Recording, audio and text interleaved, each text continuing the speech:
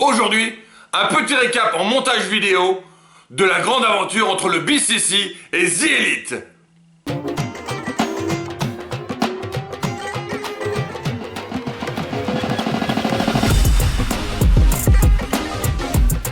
Alors le BCC, c'est le Blackpool Combat Club. Je ne peux pas vous faire tout l'historique du Blackpool Combat Club, c'est beaucoup trop long.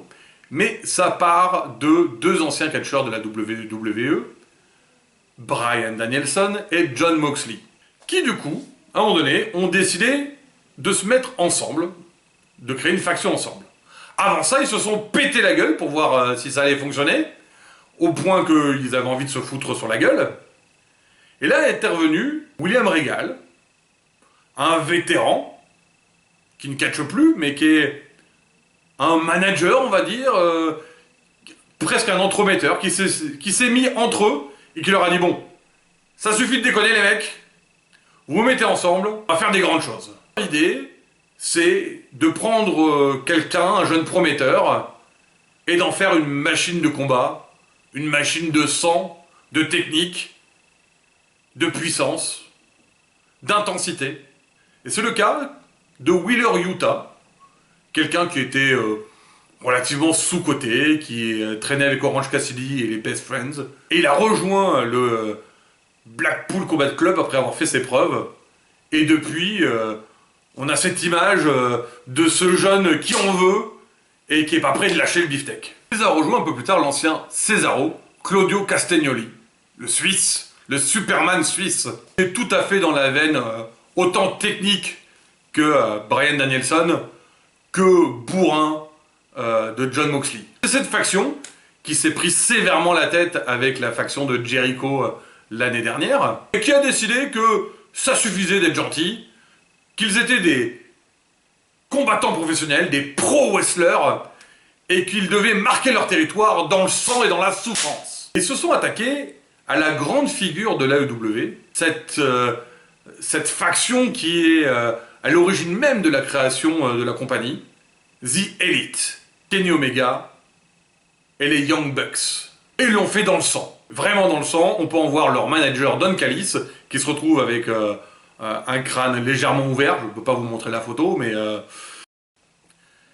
si vous avez l'occasion de tomber dessus, c'est intense. Hein. Et donc cette rivalité est très puissante dans le coup, dans le combat, dans la technique, des matchs incroyables. On n'en est encore qu'au début, il y a encore un grand potentiel. Ça se fait des jeux chauffourés, ça vient éclater des gens pour prouver qu'ils sont les plus forts. Et Bryan Danielson vient rajouter son grain de sel en traitant The Elite, les Young Bucks et les Kenny Omega, ces grands catcheurs qu'ils sont, d'amateurs. Oui, d'amateurs. Car ils ne viennent pas de la grande fédération, de la WWE, non, ils viennent du Japon, ils viennent de la ROH. Ils n'ont pas vraiment fait leurs preuves. Ce ne sont pas de vrais pro-wrestlers. Ce sont des amateurs. Oui, des amateurs.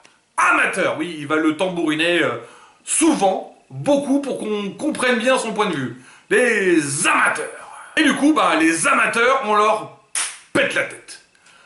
À coup de tournevis, oui, parce qu'on ne fait pas dans la datelle. Et donc, il y a eu des échanges. Un coup, un match où le tournevis est dans la main de Bryan Danielson. Un coup où le tournevis est dans la main de Kenny Omega.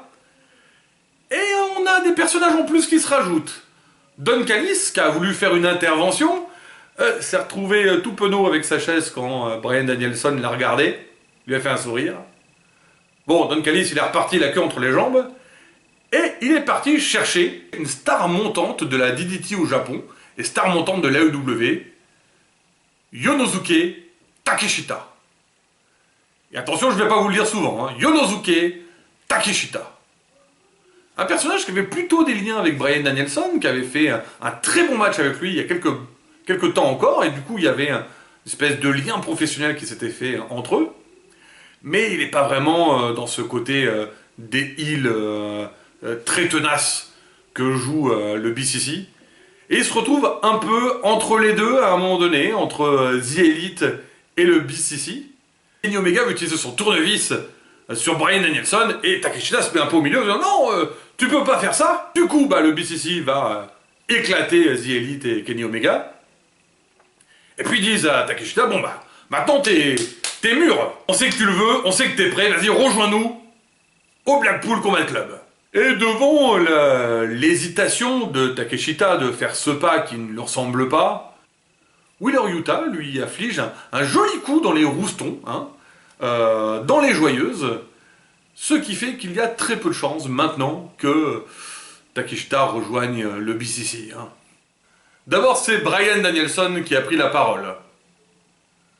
Il a commencé comme ceci, en disant qu'il y a quelques années, il y avait une légende du catch qui prétendait ceci. Je suis le meilleur, j'étais le meilleur, et je serai toujours le meilleur. The best there is, the best there was, and the best there always will be. Et Bryan Danielson dit que ça l'énerve. Car déjà, le meilleur au monde, c'est lui. Le meilleur catcheur au monde, c'est lui. Lui, il n'est pas un amateur. Amateur, non. C'est le meilleur catcheur au monde.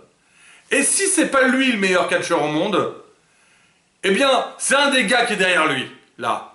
Et de toute façon, même s'il est le meilleur au monde maintenant, il ne sera pas le meilleur au monde plus tard. Le catch doit évoluer. Le pro wrestling n'est pas figé. L'objectif du Blackpool Combat Club, c'est de créer de meilleurs catcheurs.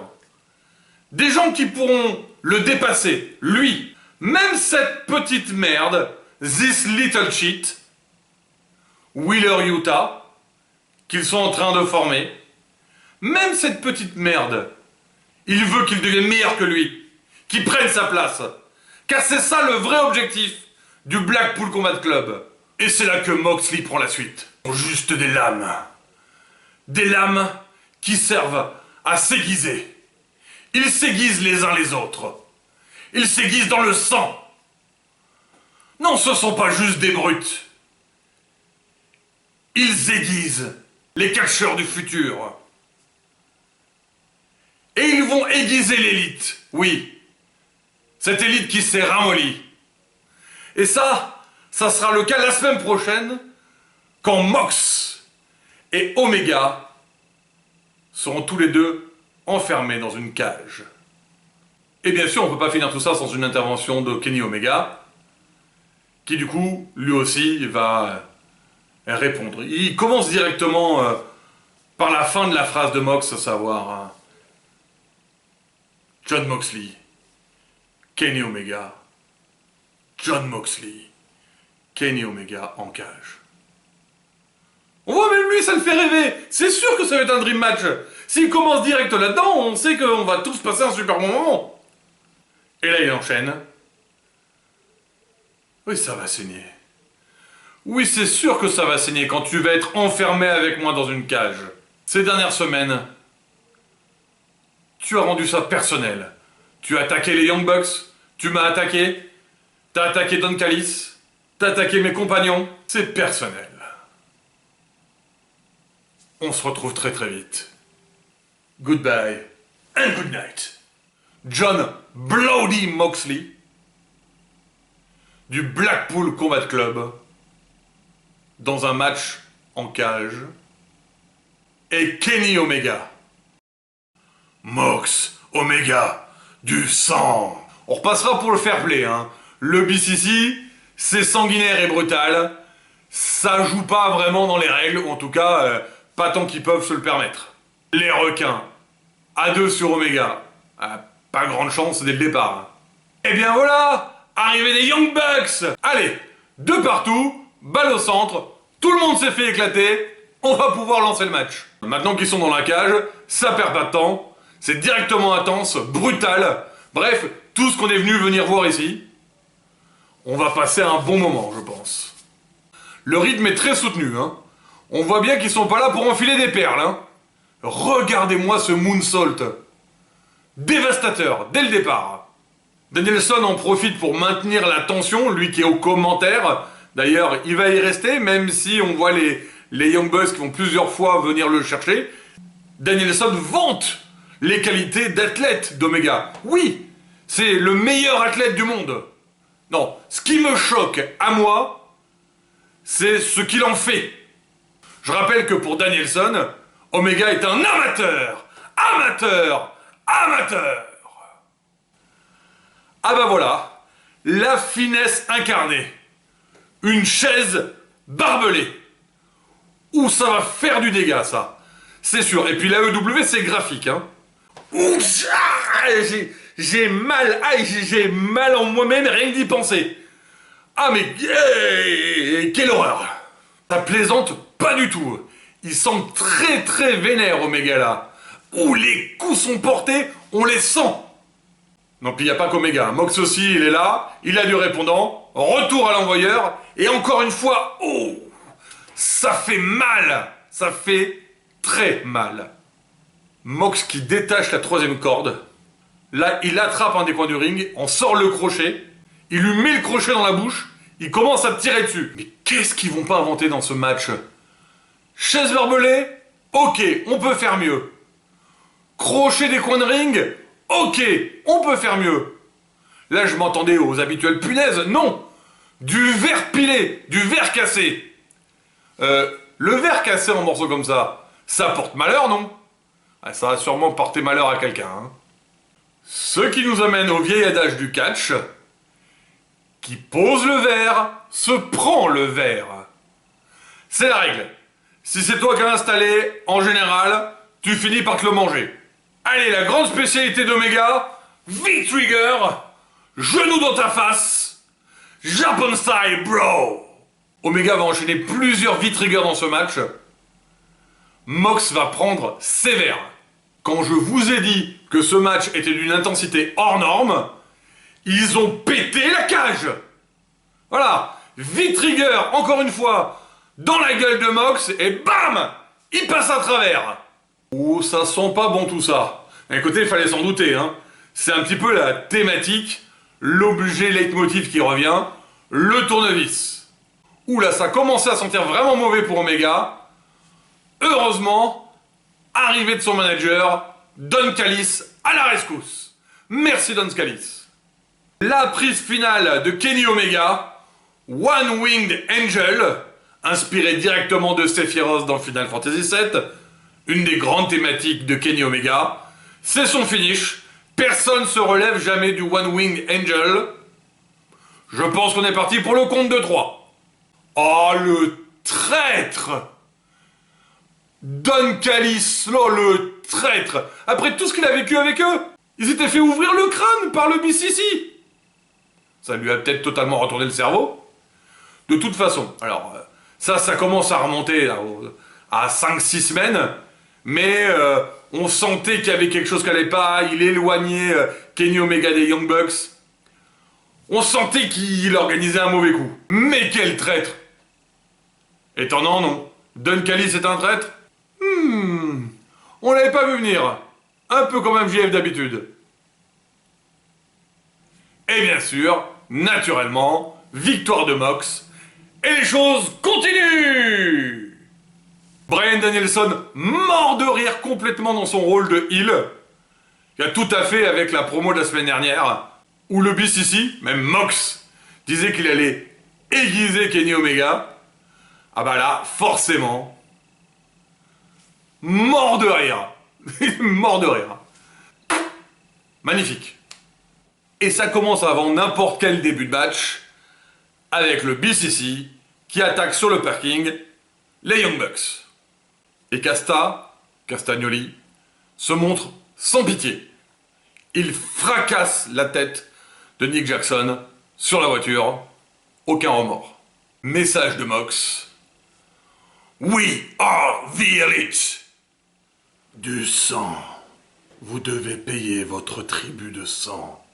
Et le moment tant attendu, Don Callis va révéler pourquoi il a agi comme ceci avec Omega la semaine dernière, pourquoi il a attaqué Kenny Omega. En fait, Kenny Omega n'est pas du tout une victime dans cette affaire. Non, c'est lui, Don Callis, qui est une victime. C'est une victime parce qu'il a tout fait pour Omega. C'est grâce à Don Callis qu'Omega a été champion du monde du Japon de la NJPW. Oui, champion du monde du Japon, exactement. Champion du monde de l'Amérique à l'AEW. Oui, champion du monde de l'Amérique, je dis ce que je veux. Et alors, qui va peut-être révéler quelque chose d'important? Eh bien, Kenny Omega arrive. La sécurité essaye de l'empêcher d'avancer, mais il ne se laisse pas faire. Kenny Omega veut régler ses comptes avec Don Callis. Et il est déterminé à le faire. Et comme on peut s'y attendre, attaque particulière du BCC qui passe en mode rouleau compresseur et qui éclate à 4 Omega. Il se rend directement sur le ring. Mox prend de nouveau la parole et persiste par rapport à tout à l'heure. On est l'élite. On est les seuls dignes d'être l'élite. We are the elite. Arrivée des Young Bucks, pas contents mais boitants, avec plein de cadeaux surprises à mettre dans la gueule du BCC. Poubelle, planche en bois, couvercle de poubelle, balai. Omega s'appelait The Cleaner avant. Mais bon, même armé, et en plus boiteux, hein, faisons les maths, il reste 3 et contre 4. Ça me semble pas très concluant ça, hein. À moins que... Un thème d'entrée, un thème de cowboy. Arrivé d'Hangman Adam Page. Sous les ovations du public qui est entièrement derrière lui, le stade devait vibrer à ce moment-là. Pour resituer, Hangman Adam Page faisait partie de l'élite avant même qu'il soit à l'AEW, quand ils étaient encore à la ROH. Il en faisait donc partie quand ils ont créé l'AEW. Hangman a même été partenaire par équipe de Kenny Omega, qui ont été donc champions par équipe ensemble. Le sens professionnel un peu laxiste d'Hangman Page a fait qu'il y a eu des dissensions. Ils ont fini par se séparer, voire se mettre sur la gueule. C'est Hangman Adam Page qui a mis fin au règne de Kenny Omega en lui reprenant le titre de champion AEW. Récemment, il s'était fait blesser suite à une attaque du BCC. Amateur! On assiste alors à un bon fracassage en règle de ce pauvre Wheeler Yuta qui, malheureusement, se retrouve là et qui est obligé de subir. Et enfin, la spéciale, le finish d'Hangman Adam Page, Buckshot Lariat, il tourne autour de la corde et frappe un coup de la corde à linge dans la tête de Wheeler Yuta pour une prise de position bien claire. Ils sont pas là pour rigoler. Hangman prend la parole. Nous sommes le cœur. Nous sommes l'âme. Nous sommes l'esprit de cet endroit. Nous sommes The Elite. Et là, j'ai eu la chair de poule. Les voir tous les 4 réunis, après des années de tension, les 4 membres originaux de The Elite, qui font face au BCC, ensemble et unis. Ça, c'est un moment fort qui a réussi à me toucher. La guerre est lancée. BCC, The Elite, Double or Nothing, Anarchy in the Arena. Un gros combat bien sanglant en plein milieu du public. Et on va même avoir le droit à un petit peu de Rabat Rampage, puisque Mox, Casta et Yuta affrontent Bandido et les Best Friends. Si vous avez suivi mes autres vlogs, quand il y a Bandido, vous en doutez, Mexicain volant! Wouhou! Et si les meilleurs amis du Mexicain volant s'y mettent aussi, forcément, spectacle garanti, suicide dive, plongeon mortel à l'extérieur du ring. Et bien sûr, il va s'en suivre un excellent match, avec de très belles séquences de Bandido, qui va montrer tout son athlétisme et son talent d'acrobate, et de magnifiques combinaisons avec les Best Friends. On voit que Bandido et les Best Friends marchent très bien ensemble. Bon, fini de rigoler. Casta, d'un coup, inverse la tendance. Destruction. Après une magnifique combinaison de Mox, Casta envoie Wheeler Yuta en mode missile téléguidé sur Chuck Taylor des Best Friends. C'est fini. Compte de 3. Victoire du BCC. D'abord, une intervention filmée du BCC. Bryan Danielson prend la parole. Le BCC a 2 objectifs à court terme. Ce soir, Casta et Yuta vont devenir champions par équipe de la ROH. Et dimanche, ils vont régler une fois pour toutes le cas de The Elite à Anarchy in the Arena. C'est Mox qui poursuit. On voit des regards intenses de tous les membres du BCC. On est les meilleurs. Regardez, ma main ne tremble pas quand je dis ça. On est la différence entre des amateurs et des professionnels. Plus tard, un petit segment filmé avec Hangman Adam Page. Alors Hangman, est-ce que tu es toujours pote avec les différents membres de The Elite? Avec les Young Bucks, on a toujours été potes. Avec Omega, non, on n'est pas vraiment potes. Non, on est plus que ça. Comme dirait Vin Diesel, on est une famille. On se défend mutuellement. Et pour nous avoir blessés, vous allez payer dimanche. C'est la guerre! Le match de la soirée, c'est Kasta et Yuta contre Rey Fénix et Penta El Zero Miedo. Le combat est pour le championnat tag team de la ROH que détiennent les Lucha Brothers. Au commentaire, on retrouve Bryan Danielson. Si le BCC sont les meilleurs, c'est parce qu'ils s'entraînent tous les jours et qu'ils apprennent de chaque combat et de chaque moment qu'ils passent dans leur dojo. Ou que ça va très vite. Offensive de Rey Fénix sur Kasta, coup de pied dans les airs. Penta El Zero Miedo est dans la lignée de tous les Mexicains. Eh oui, c'est un Mexicain volant. A noter qu'il n'est pas le seul. Rey Fénix en est un aussi. Contre-attaque de Kasta sur Fénix et sur Penta El Zero Miedo. Passage crêpe. Rey court sur les cordes pour inverser la tendance et pendant ta gueule, Claudio. Yuta, en mode technicien de génie, fait se tordre de douleur Fénix. Et c'est le moment du tourniquet. Kasta fait vraiment voler Rey. Penta reprend l'ascendant, coup de pied sauté sur Claudio, puis sur Yuta. Coordination chez les Lucha Bros et double kick dans la face. 3, 2, 1, lancement du missile Yuta sur Fénix. Et c'est le presque tombé. 2, trop de poussière. Et bien sûr, vu les enjeux de ce week-end, intervention des Young Bucks pour retenir Kasta. Combo aérienne des Lucha Bros sur Wheeler pour la victoire finale. Et un petit coucou bye bye de la part de Matt Jackson. Mox prend une dernière fois la parole. Si vous pensez que le BCC est déjà allé trop loin, eh bien vous n'avez encore rien vu. Si vous vous effrayez en voyant du sang, attachez bien votre ceinture. On ne fait que commencer. Mox, fais-moi une bonne offrande. Libère-moi. Donne-moi de la force. Donne-moi du sang. Dites mon nom!